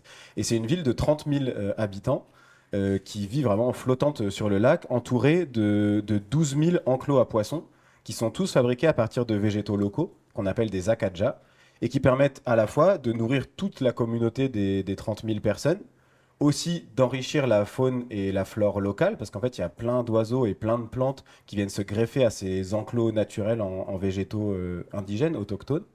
Et en même temps, on remarque aussi que l'ensemble de cette infrastructure, donc qu'on dit low-tech, mais en fait c'est une technologie de pointe écologique, elle empêche, c'est un des endroits vraiment où les mangroves reculent le moins. Donc elle empêche aussi le recul de la mangrove. Et donc là, on voit qu'il y a une communauté humaine depuis le XVIIIe siècle qui a réussi à installer un mode de vie complètement adapté à son environnement local, qui arrive à en subsister complètement et qui arrive en même temps à favoriser la biodiversité et à empêcher l'érosion. Donc là, il y a des exemples comme ça, il y en a vraiment des dizaines partout sur la planète. Et c'est les exemples en fait des communautés autochtones survivantes. Alors de la même manière, bien sûr, l'enjeu c'est pas de les idéaliser. On cherche pas du tout à faire de l'exotisme en faisant ça. Et puis on va pas nous demain créer une cité lacustre. Là on est à Marseille, en face de Marseille, une cité voilà flottante sur la Méditerranée. Mais il y a à l'intérieur de ça, on voit en fait des germes, des graines qui nous permettent de penser des modes de relation au monde qui existent déjà, qu'on peut encore voir dans notre présent et qui sont probablement beaucoup plus intéressant si on veut réfléchir à une transformation écologique de notre société que des tas d'exemples qu'on nous donne plus habituellement dans des questions de développement durable ou de transition écologique. Autre exemple, Georgia? Autre exemple, oui, c'est les quilombos au Brésil. Et donc, les quilombos, c'est ces communautés de marrons qui sont des personnes qui se sont libérées de l'esclavage, mais il y a des siècles, donc ça fait des centaines d'années, des générations qui vivent en autonomie dans ces quilombos, qui sont parfois petits comme des villages, parfois plus grandes. Et c'est des communautés qui sont en résistance, car leur existence a longtemps été illégale. Et encore aujourd'hui, les quilombolas, donc les habitants des quilombos, manquent souvent de titres de propriété pour leurs terres, parce que tout ça est basé sur des accords oraux qui ont été faits il y a longtemps. C'est des sortes de ZAD ancestrales en fait. Voilà, une sorte de ZAD ancestrale exactement. Et donc c'est des communautés paysannes avec une agriculture de subsistance, des jardins qui s'appellent des roças, et aussi une culture de sucre avec des moulins à sucre partagés. Et ce qui est intéressant là-dedans aussi, c'est que dans ces communautés en résistance, c'est aussi leur cosmologie. Et là-dessus, on peut citer Antonio Bispo dos Santos, qu'on appelle Nego Bispo, qui est un philosophe et poète quilombola et qui défend ce mode de vie. Et il développe tout un vocabulaire pour parler de cette cosmologie quilombola qui est intéressante justement parce qu'elle n'est ni autochtone ni euro-chrétien, comme il dit. Et donc, par exemple, Nego Bispo nous dit que les quilombos sont en confluence, c'est-à-dire en coexistence, en partage avec les communautés autour, les autochtones, d'autres petits paysans. Et donc, il n'y a pas cette idée de fermeture, d'exclusion, mais de confluence avec d'autres qui sont autour. Et un autre concept important qui se trouve dedans, qui est le partage, le fait d'être partageur, de partager un territoire avec des voisins humains, mais aussi avec des non-humains vivants et non-vivants, avec l'environnement. Et Nego Bispo parle de ça comme une guerre de dénomination, qui est une des armes de résistance contre-coloniale. Cette résistance contre-coloniale multiséculaire que mènent les quilombos et qui passe aussi par des traditions d'autodéfense, d'entraide, d'alliance avec d'autres communautés, autochtones, favelas, etc.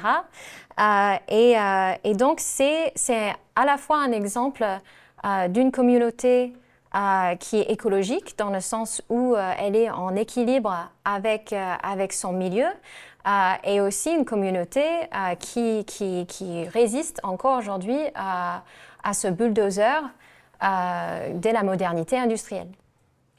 Donc dans le chemin qu'on est en train de faire, vous voyez que si on regarde dans le passé, on voit qu'il y a des sociétés qu'on ne considérait pas comme écologiques et qu'il était probablement plus que ce qu'on nous raconte. Si on regarde dans le présent, on voit qu'elles sont de moins en moins nombreuses. On le disait tout à l'heure, hein, la diversité biologique s'éteint à la même vitesse que la diversité culturelle. Donc en fait, c'est un peu dans les marges de nos mondes, de cette planète, qu'il faut chercher les bribes qui restent encore. Donc c'est quelques-uns des exemples qu'on a donnés. Et on voit bien qu'ils sont marginaux, on voit bien qu'ils sont interstitiels, ce qui est problématique parce que si on veut construire une nouvelle société écologique, il faut que ça prenne beaucoup plus d'ampleur que ça. Et donc, on voulait quand même aussi que cette réflexion sur les sociétés écologiques ait une partie un peu ludique. Il faut aussi qu'on ouvre nos imaginaires à ça. Et donc, on voulait parler aussi un peu de futur et de prospective en amenant à quelques visions qu'on pourrait dire plus globales. Parce que est-ce qu'on arrive à imaginer comment est-ce que dans le futur, les sociétés pourraient vraiment être devenues écologiques? Comment est-ce que ça change nos manières d'envisager l'avenir? Et donc, un exemple qu'on voulait prendre notamment, c'est celui d'un ouvrage qui a été écrit en 1975 par un auteur américain qui s'appelle Ernest Callenbach. Et l'ouvrage s'appelle Ecotopia. Donc je vous recommande à tous et à toutes la lecture de ce livre, parce que c'est un livre qui provient vraiment de la contre-culture américaine des années 70, où l'auteur, donc écrit en 1975, un livre qui se passe en 1999, donc 25 ans plus tard que la date d'écriture, et où il imagine que tout l'ouest des États-Unis a fait sécession avec le reste des États-Unis pour créer une société véritablement écologique. Et c'est un journaliste de la côte Est qui va en Ecotopia et qui raconte comment est-ce que l'ensemble de la vie a changé en termes d'architecture, en termes de transport, en termes d'éducation, en termes de rapport à la technologie et aux outils du quotidien, en termes de fabrication des maisons. Le service militaire a été remplacé par un service forestier. En fait, on arrête d'apprendre à tirer avec des armes, on prend soin des arbres. Il y a plein d'exemples comme ça, très très concrets. Et c'est marrant parce que du coup, le journaliste fait des articles qui nous emmènent dans la vie quotidienne d'Ecotopia. Et c'est très intéressant parce qu'on a l'impression que c'est un quotidien dans lequel on pourrait vivre, qui en fait est très désirable, mais qui part de tas de choses extrêmement concrètes. Donc ça, c'était un exemple de solution un peu globale qu'on voulait donner pour dire, on peut aussi imaginer ce qu'on appelle des écofictions, des fictions écologiques, des futurs dans lesquels une société véritablement désirable de la justice écologique et de la justice sociale pourrait advenir. Et ça nous projette dans un chemin du coup, qui est complètement différent de celui que nous propose par exemple la transition écologique classique, quoi. Alors la force d'Ecotopia, c'est que c'est le portrait d'une société future qui est un portrait transversal, comme tu dis, global au sens de transversal, pas au sens de globish. Ouais. Et d'une société écologique un peu complète, dans un genre un petit peu différent, à la fois plus sérieux et plus local. Une des personnes qui a beaucoup investi le champ de la prospective écologique, ou en tout cas de designer des sociétés écologiques futures, c'est David Holmgren. On l'avait déjà dit au premier semestre, on va encore en parler. Vous verrez, il a beaucoup influencé Sébastien Marot, qu'on verra le mois prochain. Et donc Holmgren, lui, il mène un travail qui est assez génial sur un point précis, c'est cette histoire de l'étalement urbain et de la suburbia. Quand on imagine des sociétés écologiques, on tombe assez vite on tombe assez vite sur des problèmes de spatiaux, d'aménagement du territoire, puisque la tâche urbaine s'est multipliée par 10, vous savez, dans les 100 dernières années, à cause de la voiture notamment, avec cette forme particulièrement atroce sur le plan écologique, qui est celle de la suburbia, ce qu'on appelle la suburbia dans les mondes anglo-saxons, qu'on appellerait plutôt la banlieue pavillonnaire. Alors c'est beaucoup plus massif dans les mondes anglo-saxons que chez nous, où la banlieue a des formes plus variées. Mais néanmoins, la banlieue pavillonnaire, ça paraît un peu comme le pire de la société industrielle infernale. Qu'est-ce qu'on fait de ça? Est-ce qu'on fait une table rase comme les modernes avaient fait? Qu'est-ce qu'on fait avec ce truc? Est-ce qu'on vit avec? Est-ce qu'on le laisse en ruine, se végétaliser? Et là-dessus, Holmgren a une proposition qui est assez fascinante, qui a donné lieu à un bouquin qui s'appelle Rétro Suburbia, qui fait 800 pages, qui est pour l'instant pas traduit. Et dans ce bouquin, Holmgren imagine une conversion de la banlieue pavillonnaire en banlieue écologique, en tenant un raisonnement, depuis son point de vue à lui, qui est centré sur les questions agricoles et alimentaires, en disant, si on est dans la descente énergétique sérieusement, il prend au sérieux son scénario, si vraiment on descend, si vraiment il n'y a plus de pétrole et qu'on doit à nouveau rechercher l'autonomie alimentaire, c'est les gens du centre-ville et les gens des énormes exploitations de monoculture qui vont être les plus embêtés. Parce que quand vous avez 1000 hectares de blé, vous n'avez pas de subsistance en réalité. Et quand vous êtes en centre-ville, vous n'avez pas de subsistance non plus sur votre balcon. Et donc finalement, la suburbia pourrait être convertie en ce qu'on appelait autrefois l'hortus, c'est-à-dire ces banlieues jardinées des villes. Ça pourrait redevenir de l'hortus ancestral, parce que la parcelle qui va entre 300 et 1000 mètres carrés peut permettre de nourrir 1, 2, 3 personnes, ou en tout cas de faire des compléments alimentaires hyper sérieux, surtout si on se met à mutualiser les parcelles. Et donc, dans ce bouquin Rétro-Suburbia, là, on voit juste une petite slide, pardonnez-moi, donc on imagine 4 parcelles, avec dans chacune des parcelles une maison, avec le nom des personnes qui habitent dedans, et des aménagements qui sont un peu distincts.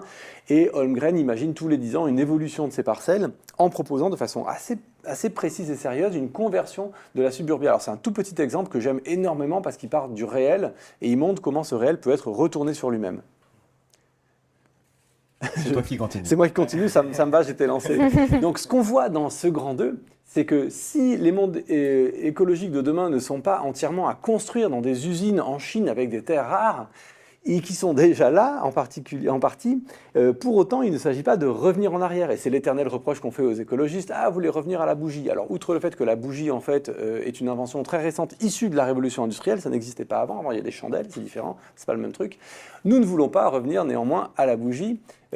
Par contre, on voudrait bien cesser de détruire des mondes qui fonctionnent, qui sont beaux, vertueux, justes et bien organisés quand même. Donc c'est ce qu'on appelle préservation de ces mondes, de ce qu'il en des choses effectivement de ces mondes interstitiels, de ce qui reste, et aussi recomposer. Il y a tout un travail de réinvention parce que le monde a changé, plein d'espèces ont disparu, plein de territoires ont été fragmentés, la suburbia, enfin la ville s'est étalée, le monde n'est pas comme il y a 200 ans, on ne peut pas revenir en arrière. Donc il s'agit de préserver et recomposer. C'est vraiment les deux axes pour nous d'une réflexion préalable possible sur ces questions-là. Vous voyez qu'on esquisse des choses, autant on était parfois véhément dans la critique de la société industrielle, là on va être prudent parce qu'on parle de l'avenir, on parle de choses à faire qui impliquent des milliards d'êtres humains, on ne peut pas être très dogmatique. Donc préservation et recomposition. Et donc, ce à quoi nous tenons. Ce à quoi nous tenons. La question du seuil de développement. Ouais, ah oui, on avait dit ça d'abord. Merci de me rappeler ce qu'on avait dit. Ouais. Alors, une des questions intéressantes, un des points de repère ou une espèce de boussole encore pour réfléchir à cet avenir écologique, moi qui me hante beaucoup, c'est l'histoire concrètement de chercher à fixer ce seuil de surdéveloppement ou ce seuil de contre-productivité dont parlait Illich, c'est-à-dire on n'est pas contre toute forme de développement. On ne veut pas mettre tous les roulements à billes à la poubelle, tous les antibiotiques à la poubelle nécessairement. Toutes les machines à laver du monde. Toutes les machines à laver du monde à la poubelle. Et donc, ce qui vaut à l'échelle macro, on peut se le demander aussi à l'échelle personnelle, familiale. À quoi je suis prêt à renoncer? Et c'est où le seuil de surdéveloppement? Pour moi, c'est une question en fait massive sur le plan social, au plan mondial, industriel et au plan individuel. À quel moment le développement est équilibré? À quel moment il ne l'est pas? Vous voyez que si on cherche l'équilibre de Illich, c'est un truc de funambule. À quel moment c'est équilibré? Alors, je voulais juste partager avec vous des bribes de réflexion qui ne sont... C'est tout sauf une leçon, ça. C'est pour partager des choses. Moi, je sais que je me rends compte que la machine à laver le linge, c'est quand même très compliqué, même si Georgia avait des objections, mais c'est quand même assez compliqué matériellement. Si on essaye de s'en passer dans une démarche écologique, là je parle à l'échelle individuelle, familiale, on peut essayer, en cherchant cette vertu, ça va vite être quand même assez galère. Typiquement, le lave-vaisselle, par exemple, moi, il a disparu de ma vie depuis 20 ans, franchement, même quand il y a du monde, c'est un truc. Donc j'aime bien parce qu'il y a un objet dont je fais la preuve, moi, dans mon usage, de son inutilité totale et parfaite. C'est magnifique. Alors je ne dis pas qu'avec ça, on va très très loin, mais c'est juste pour essayer de chercher où est l'endroit, individuellement, collectivement, où on est passé du développement au surdéveloppement. Par exemple, dans le monde de l'architecture, autre exemple, après je m'arrête là, mais dans le monde de l'architecture, j'ai souvent entendu des architectes dire... Ah, tout n'est pas à jeter dans le modernisme. Donc le modernisme, grande hauteur, béton, acier, verre et tout, a priori, c'est pas le truc le plus écologique. Mais souvent, les archis disent, je transmets simplement une parole que j'ai souvent entendue, disent « Ah, le modernisme, jusque dans les années 50, c'était pas mal. Les matériaux étaient bons, les volumes étaient bons, les isolations étaient pas mal. En gros, Pouillon sur le Vieux-Port à Marseille, ça tient super bien, ça vieillit super bien, c'est vraiment de la bonne cam. Ça se dégrade après. » Donc j'aime bien parce qu'on voit qu'au sein d'un même mouvement architectural, modernisme, il y a des trucs bien moins bien. Donc peut-être que le surdéveloppement en archi a eu lieu peut-être à ce moment-là, j'en sais rien. Voilà. C'est juste un petit exemple comme ça. Et dans ce que Baptiste est en train de faire, c'est aussi un petit exercice de pensée que vous pouvez faire chacun et chacune. Et du coup, le faire depuis les réalités qui sont les vôtres, hein, c'est ça qui est essentiel, c'est qu'en fait, on a aussi tous et toutes des quotidiens qui sont différents, on vit dans des régions du monde qui sont différentes, donc en fait, on n'a pas les mêmes accès, les mêmes quotidiens à divers outils. Et la question qu'on posait avec ça, c'est plutôt ce à quoi nous tenons. Qu'est-ce qu'on aurait envie de garder? Parce que si on refait le parcours qu'on fait depuis le début de cette séance, on voit qu'en fait, il y a une forme de désécologisation du monde qui est en cours depuis 4 siècles. Et comme, jusqu'à preuve du contraire, ce grand mouvement n'est pas arrêté aujourd'hui, il y a des chances que ça continue encore un peu. Et donc, à quoi est-ce qu'on tient en fait? Par exemple, qu'est-ce qu'on a perdu ces 50 dernières années qu'on aurait peut-être bien aimé garder?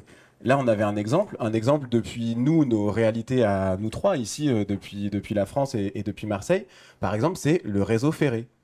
En France, au début du XXe siècle, il y avait des chemins de fer partout.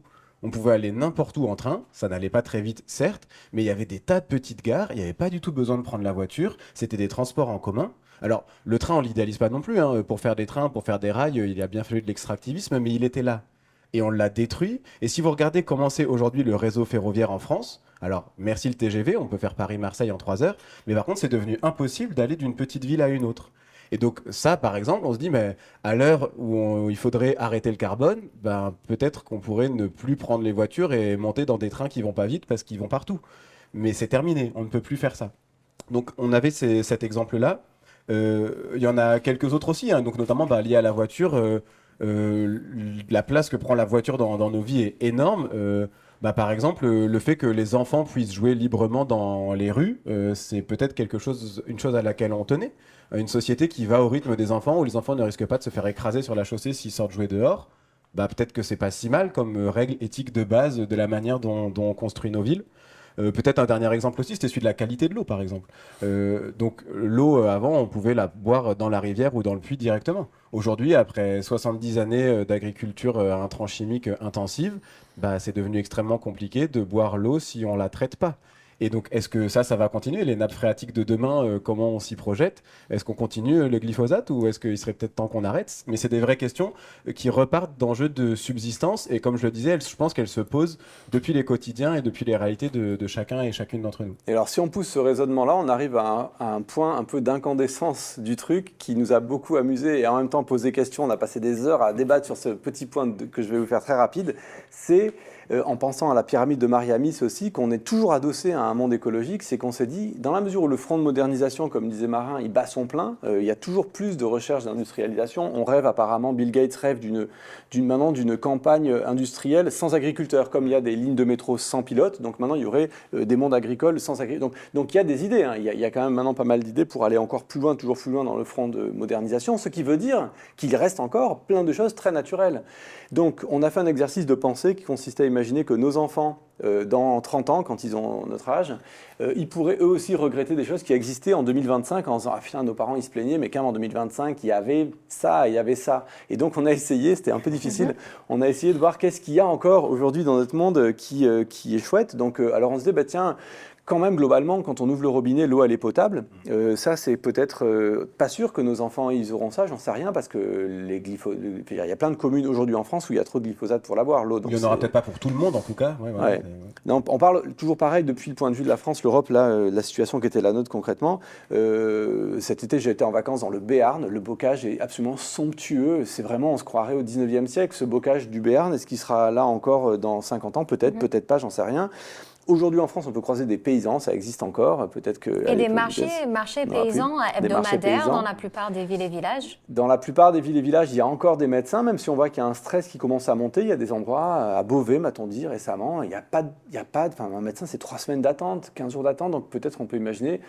Selon l'évolution de la santé publique. Ça pose aussi la question de l'équilibre socio-technique. Donc, on est arrivé à un certain point avec le système de santé. Et est-ce qu'en poussant l'économie de marché toujours plus loin, est-ce que ça va devenir contre-productif le système de santé? Donc voilà, c'est juste... ouais. Et peut-être quand même, c'est important, mais dans une perspective internationaliste, il y a aussi cet enjeu de se dire probablement que dans le monde occidental moderne, l'Europe, l'Amérique du Nord, etc., on est allé trop loin dans ce surdéveloppement. Donc il faudrait que nous, on rétropédale un petit peu. Et du coup, il y a aussi des enjeux de partage. Par exemple, sur des questions de santé, sur des questions d'accès à l'eau ou à l'alimentation, il y a des régions du monde qui ont drastiquement besoin d'en avoir plus et mieux. Et là aussi, en faisant moins, nous, on laisse potentiellement la place à ce qu'il y en ait pour d'autres ailleurs. Et ça aussi, c'est un des enjeux de la société écologique, d'un nouvel équilibre aussi planétaire, quoi, sur ces questions-là de base de la subsistance. Oui. En tout cas, vous voyez qu'on a du mal à dresser exactement le portrait de ce en quoi notre société est encore écologique, puisque c'est un exercice de futurologie qui est difficile, mais on voulait essayer d'orienter notre regard collectivement en regardant notre monde comme ça. Nous-mêmes, les écolos, on est les premiers à dire « Ah, le monde est trop industrialisé, trop ceci, trop cela », mais c'est toujours le verre à moitié plein, à moitié vide. On est encore dans un monde massivement écologique en réalité, qu'on ne perçoit pas, parce qu'on perçoit son grignotage, mais on ne perçoit pas toujours sa base écologique profonde. Et donc voilà, c'est ça qu'on voulait. On veut vous inviter, vous, à réfléchir depuis là où vous êtes, depuis votre contexte, votre pays, votre communauté, où sont les éléments auxquels vous tenez, enfin, qui sont encore écologiques ou qui peuvent constituer des briques, non pas simplement à conserver, mais peut-être aussi à développer pour construire une société plus écologique.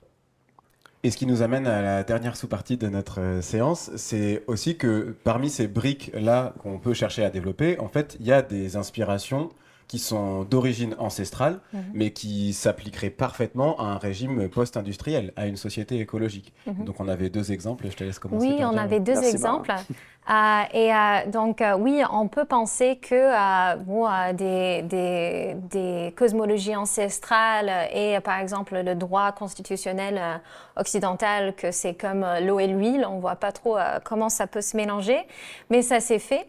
Dans la constitution de l'Équateur de 2008, où on trouve 2 concepts ancestraux, dont en premier, la Pachamama, qui est un mot quichua qu'on traduit souvent par la terre-mère, même s'il y a un peu de débat là-dessus. On peut aussi dire cosmos-mère ou nature-mère. Et qui représente dans ces cosmologies le monde dont nous venons et que nous devons craindre en quelque sorte et révérer, mais aussi ce monde qui donne les moyens de vivre. Et donc, c'est un petit shift, un petit changement dans les droits de la nature, dans cette constitution qui nous interroge, qui est intéressant parce que souvent dans le droit occidental, on a tendance à voir notre milieu comme un objet. On le traite à travers des questions de propriété privée ou de propriété collective, mais en tout cas, ça reste propriété. Ou même de protection, ce qui est encore Ou même de protection, qui est encore autre chose, oui, qui est une objectification. Et là, on a, au lieu de l'objectification, on a la subjectification, donc la mise en sujet de la nature à travers ce concept de Pachamama. Est-ce que je peux le lire à voix haute pour le plaisir? Si tu veux c'est trop beau, c'est voilà. un texte juridique, quand même, c'est une constitution. La nature, ou Pachamama, où la vie se reproduit et existe, a le droit d'exister, de persister et de maintenir et régénérer ses cycles vitaux, sa structure, ses fonctions et ses processus évolutifs. Vous voyez le métissage conceptuel entre des choses ancestrales et des choses qui tiennent de la biologie occidentale, contemporaine. On trouvait ça très beau dans l'agencement des nouveaux mondes. Oui, c'est un point de départ.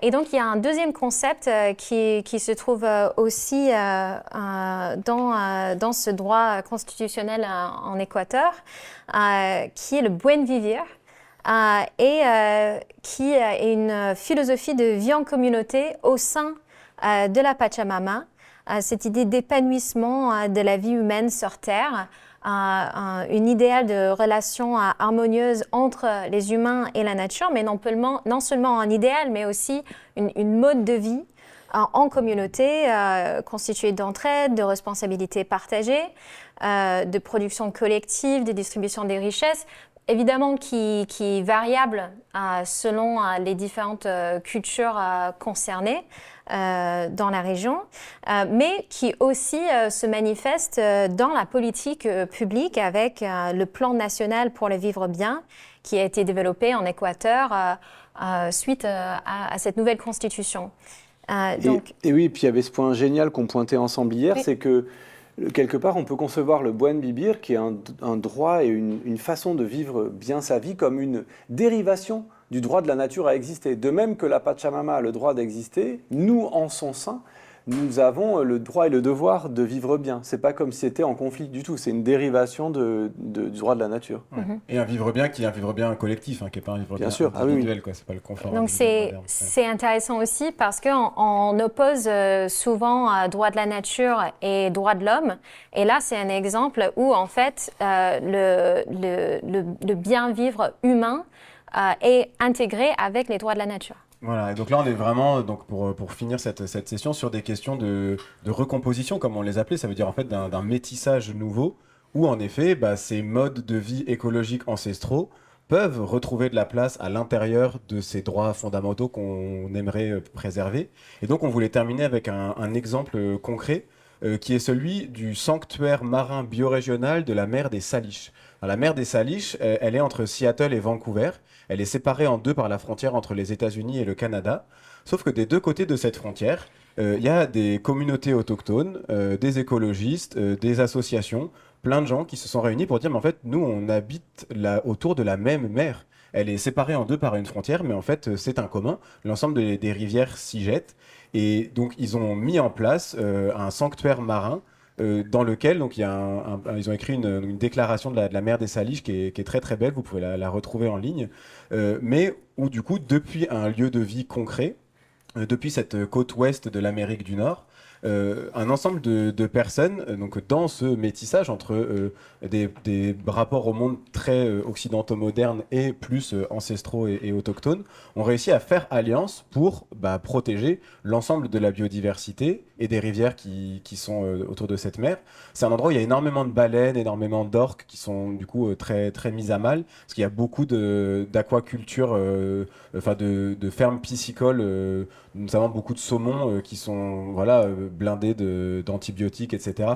Les conditions de la vie dans cette mer sont quand même assez problématiques. Et donc, ce sanctuaire marin, comme vous pouvez le voir sur la petite citation qu'on a mise, les gens cherchent à former une communauté biorégionale en meilleure santé, plus heureuse et plus émancipée, dans laquelle on peut avoir de l'eau pure, un air sain et une nourriture réellement saine à manger. Et ça, pour les humains et pour les autres qu'humains. Ça vaut pour tout le monde. On se dit, en fait, cet endroit-là, ça devient un sanctuaire à l'intérieur duquel on s'engage dans les décennies à venir à ce que l'air, la nourriture et l'eau soient toujours de plus en plus purs et de plus en plus sains pour continuer à bien vivre dans ce petit morceau de biosphère. Merci Marin. Et donc, on voulait conclure un tout petit peu différemment d'habitude aujourd'hui, avec l'idée que quand on se met à parler du futur, de l'avenir, on l'a remarqué souvent dans les conversations privées ou personnelles, familiales ou professionnelles qu'on peut avoir, assez vite, on se heurte à des blocages qui sont souvent émotionnels parce que parler du futur, ça veut dire parler de nos désirs, de nos angoisses, de nos rapports au monde profond. Il y a d'abord un rapport au temps qui progresse. Si on leur enlève ça, c'est psychologiquement insupportable. D'autres qui ont un rapport au temps qui vient abîmer et corrompre les choses. Donc ça touche à des structures profondes. Et on ressentait le besoin d'une espèce de stretching des imaginaires et des affects, et aussi de reconnaissance des points de vue des uns et des autres, en disant que là, on vous a présenté notre vision depuis l'école. Alors, ce n'est pas notre vision de nous trois individus, c'est la vision qu'en tant que maison d'édition, on porte depuis les 100 ans de l'écologie politique. On essaye d'être fidèle à ce vecteur-là qui nous porte, sur lequel on est installé comme sur un tapis volant. Et donc, depuis cette écologie politique, on essaye de contredire la vision que la société industrielle propose d'une soi-disant transition écologique qui est en fait un prolongement de la société industrielle. On est dans cet affrontement entre ces deux visions-là. On voulait là élargir un peu le spectre pour montrer que dans la société, sur la Terre, il y a plein d'autres visions. Et donc, à cet effet, il y a 1 an ou 2, on s'était lancé avec plein de partenaires, des archis et autres, Cité de la Grille à Marseille et autres partenaires, dans un projet un peu rigolo d'éducation populaire à la prospective, ou plutôt à la futurologie, c'est-à-dire la prospective qui sait qu'elle n'est pas une science, dans un petit jeu de 7 familles qui s'appelait le Kit du futur, qui était un jeu pour apprendre à se parler entre gens qui ont des conceptions différentes de l'avenir. Donc je présente super rapidement. Donc à droite de l'écran, vous voyez, il y a le jeu avec les 7 familles de haut en bas. Chaque famille a une couleur, hein, c'est pas très original. Et ensuite, pour chaque famille, il y a 1, 2, 3, 4, 5. Il y avait 5 cartes. Donc c'était un aïeul ou une aïeule, un héros contemporain ou une héroïne, un film emblématique ou une série emblématique, un livre emblématique et une institution emblématique. Et chaque famille, ici, donc j'ai sorti les 7 cartes qui présentent les 7 familles, juste pour le plaisir de les partager avec vous. Donc il y a la famille sci-fi qui croit toujours en la tech jusqu'au bout. À fond, la tech va résoudre tous nos problèmes. Bon, c'est un peu Elon Musk, l'emblème de ça. La croissance verte, c'est l'idée qu'on va concilier le développement, la tech, la croissance avec les enjeux de l'écologie. C'est un peu le logiciel par défaut des grandes institutions mondiales, Banque mondiale, Union européenne, c'est ce qu'on appelle le Green New Deal, la transition écologique. Il y a aussi la famille de ce qu'on appelle, ce qu'on pourrait appeler l'invisible, je la présenterai tout à l'heure, c'est celle qui dit qu'en fait, si le monde va mal, c'est parce que l'âme du monde est abîmée, parce que nous-mêmes avons perdu nos propres âmes et que donc c'est par la guérison, l'ayahuasca, chacun, qu'on va retrouver, en tout cas que le problème est d'ordre psychologique et spirituel, avant tout, et non pas aménageur ou technique. Il y a la famille des survivalistes. Bon, on a inventé cette famille, ça se discute. Hein. La famille des survivalistes qui, eux, pensent qu'il faut se préparer individuellement ou collectivement à la catastrophe qui est imminente. Il y a la famille des pluriversaux. Alors ça, c'est depuis les Suds ce que le livre Plurivers raconte, c'est-à-dire comment depuis des pratiques traditionnelles, des valeurs traditionnelles et des valeurs émergentes, on peut inventer et tisser les mondes de demain. L'Apocalypse, c'est une famille importante. Tous les monothéistes sérieux, qu'ils soient juifs, chrétiens ou musulmans, sont structurés par l'idée de la fin du monde. Ça structure vraiment ces 3 monothéismes. Il y a quand même des milliards de gens sur Terre qui sont des monothéistes sérieux. Et pour ces gens-là, ce que nous vivons, c'est simplement ce que les textes religieux, notamment bibliques, annoncent depuis toujours, c'est-à-dire la fin des temps, la punition de l'espèce humaine qui s'est mal comportée. Et donc cette lecture apocalyptique, elle infuse la culture populaire, Terminator, etc. Enfin, c'est quand même quelque chose qui est présent. Et il y a la famille décroissance qui est vraiment celle qu'on vous a présentée aujourd'hui. Et après, pour chaque famille, vous voyez, on voit pour croissance verte quelques héros, films, institutions. Pour l'invisible, Ayrton Krenak, Jung, La princesse Mononoke, La chute du ciel et la société anthroposophique de Rudolf Steiner. Et le grand mérite de ce jeu, je l'ai testé nombreuses fois dans des séances d'ateliers collectifs, le grand mérite de ce jeu, c'est qu'il produit un effet de reconnaissance du point de vue d'autrui et de l'existence légitime du point de vue, même si après on le combat. Ces 7 familles ne sont pas co-compatibles, mais c'est un ouvreur de conversation que je trouve exceptionnel. Sans ce jeu, je trouve que c'est difficile de parler du futur. Peut-être qu'on aurait dû commencer la séance par là, je ne sais pas, mais en tout cas, c'est Marin qui proposait qu'on remette ça un peu pour rappeler que voilà, parler du futur, c'est d'abord peut-être... ce jeu, il a aussi un mérite, c'est qu'il permet de comprendre dans quelle famille on fait partie. Moi, par exemple, je croyais que je faisais partie de la famille décroissance, parce que j'étais dans mon dogmatisme professionnel, Wild Project très sérieux, mais en fait, une partie de moi, je l'ai vue en faisant le jeu, et un peu dans la famille invisible aussi, en fait, assez sérieusement. Ce sera l'objet d'autres projets pédagogiques, dans d'autres cadres. Et notamment la session de décembre. Et peut-être un peu la session, mais surtout le séminaire de l'année prochaine. Oui.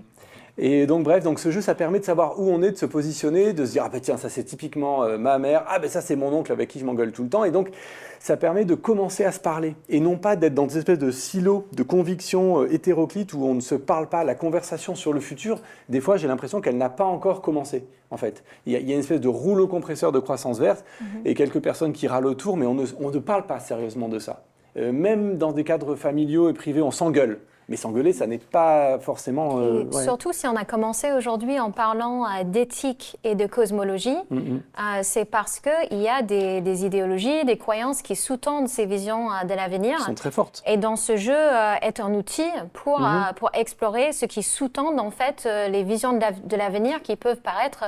au premier vue, juste être une question technique ou de préférence même. C'est ça. Si tu interroges mon futur et que tu dis mon futur n'est pas viable, tu mets en danger ma structure psychique à un moment. Tu me mets en danger, tu m'attaques. Donc on se sent très vite attaqué par le futur des autres. Et donc comme là, on voulait mettre ça sur la table dans ce deuxième semestre-là, comme on va parler du futur, on peut blesser des convictions, on peut heurter des sensibilités. On est désolé de le faire, mais ça fait partie de l'exercice. Nous-mêmes, nous sommes extrêmement blessés par la transition écologique, qui vient reprendre notre mot pour nous vendre un futur qui n'est pas écologique. Donc voilà. Merci. Merci. Et donc il nous reste une dizaine de minutes, pour quelques échanges. Merci beaucoup à vous trois. Comme d'habitude, super session. On a eu plein de commentaires et plein de petites questions que je vais vous poser. On va commencer par donc, la question de Christian qui vous demande quelle différence faites-vous entre droit à un environnement sain et droit de la nature ou droit à la nature? Bon, là, il y a un côté, il y a une réponse facile, c'est que le droit à l'environnement sain, comme son nom l'indique, il est centré sur la personne ou l'espèce humaine qui serait entourée par quelque chose autour d'elle qu'on appellerait environnement. Et donc, c'est un droit de l'homme. Le droit à l'environnement sain, c'est un droit de l'humain. Alors que le droit de la nature, c'est donc l'idée que la nature elle-même est une source, est une valeur en soi et une source de droit, ce qui est complètement étranger à la pensée moderne et qui est centrale dans la deep ecology, qui a été accusée de tous les maux précisément pour cet écocentrisme. Mais justement qu'on a vu par la suite qui n'est pas incompatible avec le droit de l'humain. C'est ça, et que donc nous on propose simplement de penser les droits de l'humain à l'intérieur de l'humus dont il provient. Simplement qu'il n'y a pas de droit de l'humain sans droit de l'humus, en fait, pour le dire de façon un peu rigolote. Et qu'il n'y a pas de droit de l'humain sérieux sans droit de la nature. Mais c'est pas, encore une fois, ça n'est pas... ce n'est pas un droit à la nature. À la nature, exactement. Oui. Merci, Georgia. Merci. Alors, la prochaine question, je vais vous lire le commentaire de Jean-Pierre et ensuite, ça rejoindra une question qui a été posée. Donc, Jean-Pierre nous dit « Toute la difficulté sera de collectivement décider de ce qu'on doit garder et laisser dans un monde où on demande aux pays des Sud de ne surtout pas accéder à certains progrès pour lutter contre le changement climatique qui impacte tout le monde, alors que les populations les plus riches continuent de consommer toujours plus, y compris avec le développement de l'IA. On a du coup Mawena qui a posé la question. On comprend grâce au parcours que l'Occident doit rétropédaler en matière de progrès industriel, alors que doivent faire les pays des Sud, selon vous? Ouais, Mara, si tu veux dire un mot là. Oui, bah ça c'est une vaste question. Hein. Je ne crois pas avoir plus de réponses qu'aucun ou aucune autre, mais justement c'est peut-être ce que j'évoquais un peu tout à l'heure. C'est j'ai l'impression, souvent moi j'aime bien prendre une métaphore écologique, biologique, par exemple qui est la métaphore de la renaturation. Quand on a canalisé une rivière et qu'on décide de la renaturer, de la laisser à nouveau reprendre son libre cours, on voit que la nature va toujours beaucoup plus vite que ce qu'on avait imaginé. Et donc, moi, j'ai comme le sentiment que le monde dans lequel on vit, il met une pression énorme sur l'ensemble des écosystèmes et sur l'ensemble de nos sociétés. Et que si nous, on rétropédale, de fait, ça laissera beaucoup plus de place au peuple en question pour décider, elles et eux-mêmes, qu'est-ce qu'ils ont envie de prendre ou pas à l'intérieur de ce monde. Et du coup, je pense que les décisions, elles sont vraiment à prendre depuis les régions dans lesquelles on vit, depuis les problématiques sociales et politiques qu'on rencontre. Mais une chose qui est indéniable, c'est que bien entendu, si on reprend des questions basiques de subsistance, de santé, d'alimentation, d'accès à l'eau, là, il faut que ce partage il change radicalement. Il faut un meilleur partage de l'ensemble de ces accès aux ressources. Je ne sais pas si c'est encore un mot qu'il faut utiliser, mais en tout cas, des éléments essentiels à notre subsistance, comme on disait, un air sain, une eau pure et une nourriture saine. Ça, il faut que, dans une société écologique, des sociétés écologiques planétaires, il faut que tout le monde y ait accès, c'est une base. Et voilà, donc j'ai pas de réponse toute faite, mais il me semble qu'il faut que nous, on relâche la pression pour que justement, il y ait la possibilité pour les autres d'avoir un petit peu plus, c'est-à-dire suffisamment, en fait, trouver cet équilibre qui est indispensable. Et même si du point de vue du rapport de force militaire, économique, matériel, on ne voit pas comment ce moment dont parle Marin, où l'Occident, les pays du Nord relâcheraient la pression, ça semble complètement utopique pour le coup, au sens où ça n'existe pas, ça n'est pas possible du point de vue des rapports de force. Néanmoins, j'aime beaucoup cette formule issue des mondes des civil rights américains qui dit « no justice, no peace », c'est-à-dire qu'il semble compliqué, et c'était un peu d'ailleurs l'idée du développement au début, dans les années 40, il semble compliqué de vivre dans un monde où le conflit n'est pas permanent, perpétuel est la règle, sans à un moment aller vers la justice. Donc le rapport de force n'est pas que militaire et économique, il y a un moment où la justice étant la condition de pacification des relations entre États, on pourrait imaginer que, même pas par sagesse, mais par contrainte, les nations du monde arrivent à un moment où la justice transnationale soit comprise comme une condition de la paix. Ça c'est peut-être un petit peu moins utopique à imaginer.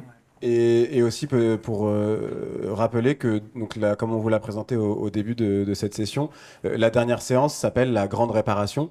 Et donc je pense qu'à ce moment-là, c'est vraiment de ça dont on parlera, parce que les enjeux de réparation, ils viennent se mettre exactement à cet endroit.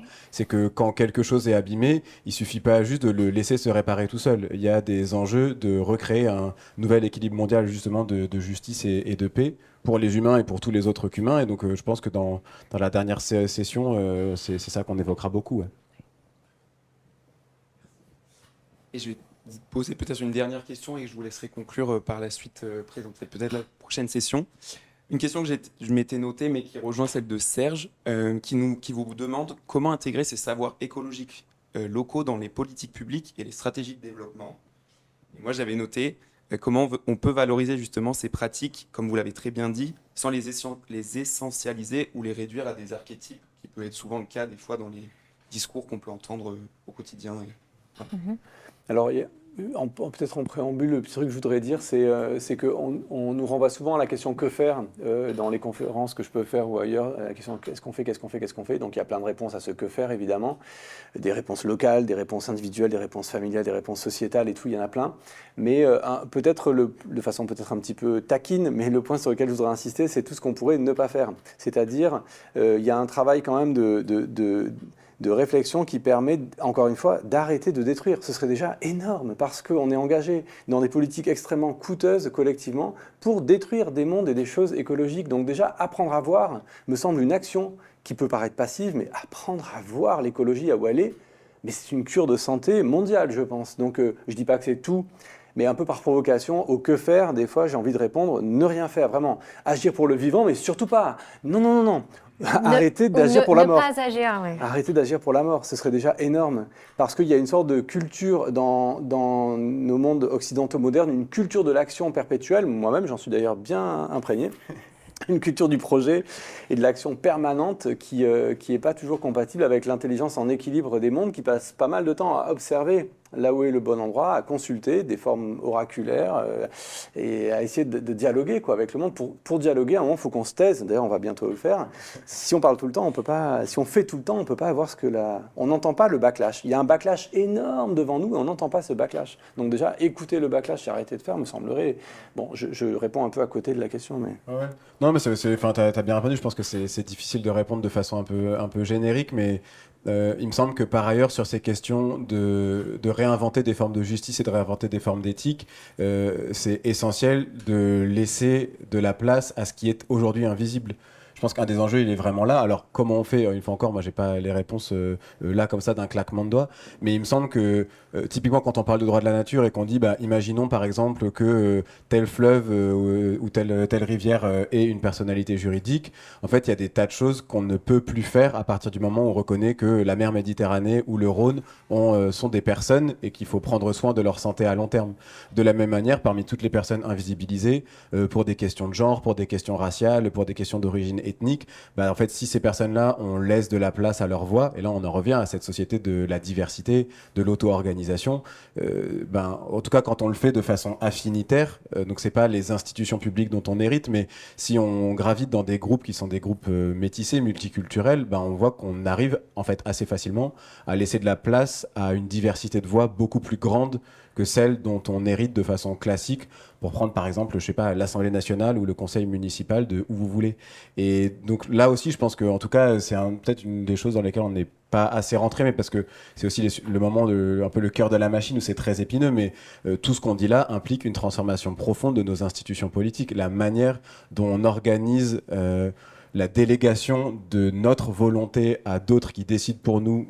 Globalement, a priori, pas trop comme on voudrait, parce que partout sur la planète, les gens ont l'air de pas quand même être ravis de la manière dont ça fonctionne. Massivement, on se dit que c'est là surtout qu'il y a une réinvention essentielle à mener, et c'est là où j'étais d'accord avec Baptiste. Je pense que c'est avant tout une question de vision et de culture. Donc voilà, c'est une réponse sans réponse un petit peu, mais il me semble que tout ce qu'on fait pour essayer de laisser plus de place à toute cette partie immergée de l'iceberg de Mariamis qu'on montrait tout à l'heure, chaque action qui va dans ce sens-là est une action juste vers une société écologique potentielle. Et aussi sur le point comment éviter d'essentialiser. Je pense que la réponse se trouve aussi dans la philosophie de l'écologie même. L'écologie qui est à la base une science du particulier, du contexte local. Et donc, on vous a présenté plein d'exemples aujourd'hui, mais c'est des sources d'inspiration, c'est des exemples partiels. Et donc, quand il s'agit d'agir ou de ne pas agir localement, il faut commencer par demander, comme les bio-régionalistes, où on est, où on habite, et qu'est-ce qu'on fait avec notre milieu. Et donc la prochaine session de cette séquence vers des sociétés écologiques va aller vers...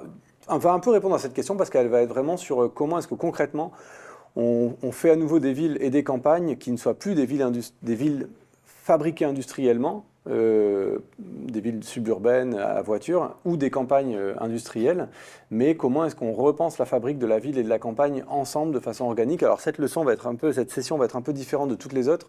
Elle sera animée par l'un de nos inspirateurs lui-même directement, qui s'appelle Sébastien Marot, qui est philosophe et architecte, qui est un garçon avec qui on échange énormément depuis 5 ans et qui joue un rôle clé dans cette réflexion sur les sociétés écologiques de demain depuis plusieurs années.